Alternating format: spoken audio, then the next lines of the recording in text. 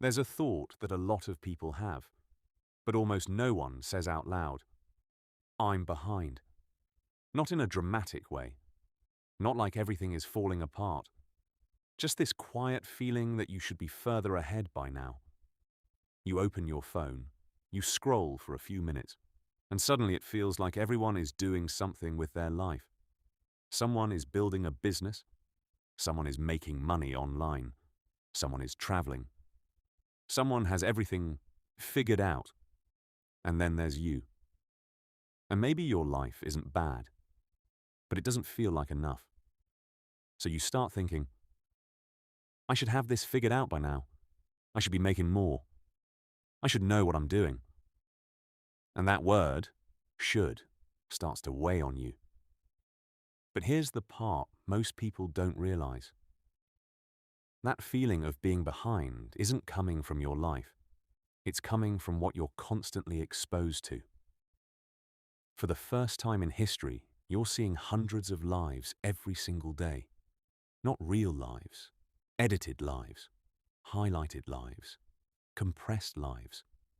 And your brain does something very simple, but very dangerous.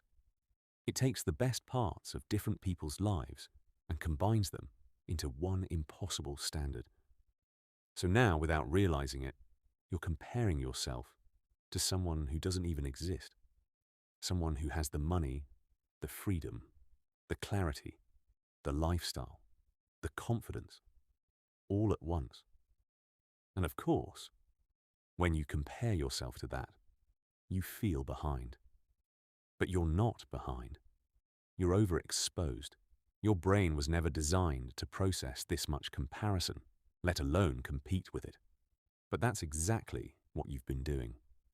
You're living your life while constantly watching a more optimized version of someone else's.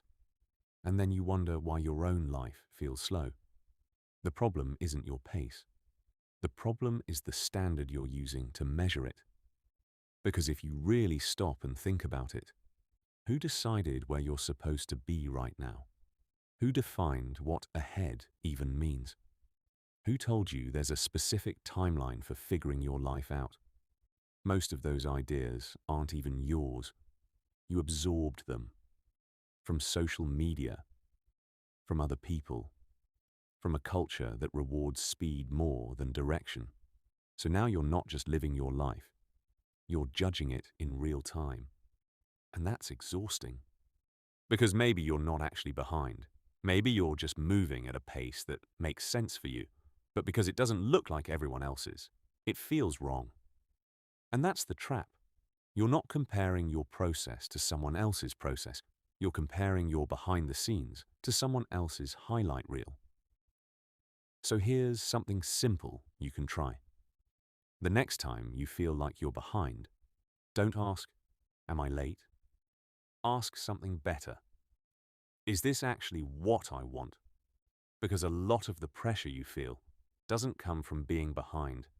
It comes from chasing things that don't really belong to you. But because they're visible, because other people have them, you feel like you should want them too. And that's how you end up running toward a life you never consciously chose. Here's the truth. Your life is not a synchronized race. There is no universal timeline. There is no exact age where everything clicks into place. That idea sounds real, but it's not. What is real is the pressure. What is real is the comparison. And what is real is how easy it is to lose yourself in both. So if you've been feeling like you're behind, it doesn't mean you're failing. It means you've been measuring your life against something that was never real to begin with. And once you see that, you can start making different decisions. Not based on pressure, not based on comparison, but based on what actually matters to you. Because maybe you're not behind. Maybe you're just on a path that doesn't look like everyone else's. And that is not a mistake. Is this actually what I want? Because a lot of the pressure you feel doesn't come from being behind. It comes from chasing things that don't really belong to you. goals that you didn't consciously choose, paths that you never stopped to question. But because they're visible, because they're repeated, because other people seem to value them, they start to feel like requirements. Like if you don't have them, you're missing something. And that's how people end up building lives that look good from the outside, but feel disconnected on the inside. Because they were driven more by comparison than by clarity. So maybe the goal isn't to catch up. Maybe the goal is to get clear. Clear about what actually matters to you. Clear about what kind of life you're trying to build. Clear about what you're willing to prioritize and what you're not.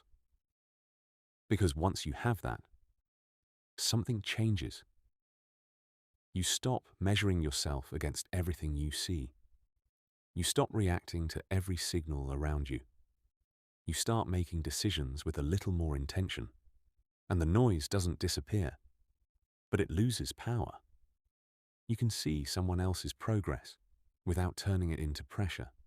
You can see someone else's success without making it a judgment about your own life.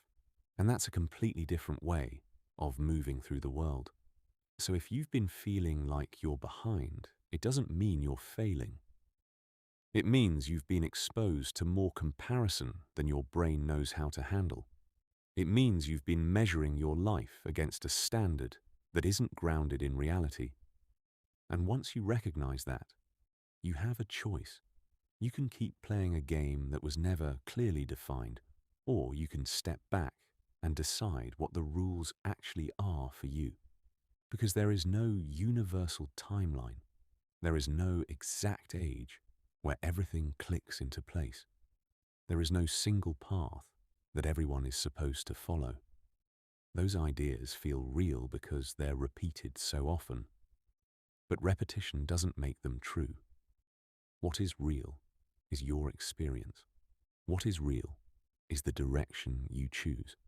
And what is real is the fact that your life doesn't have to look like anyone else's to be valid. So maybe you're not behind. Maybe you're just on a path that doesn't look like the ones you keep seeing. And maybe the real work isn't catching up. It's learning to trust that path, even when it doesn't come with constant validation. Because in the end, the goal isn't to move faster. It's to move in a direction that actually means something to you. And once you start doing that, the idea of being behind starts to lose its weight. Not because everything is suddenly perfect, but because you're no longer measuring your life in a way that makes you feel like you're always losing. And that shift, even though it's subtle, changes everything.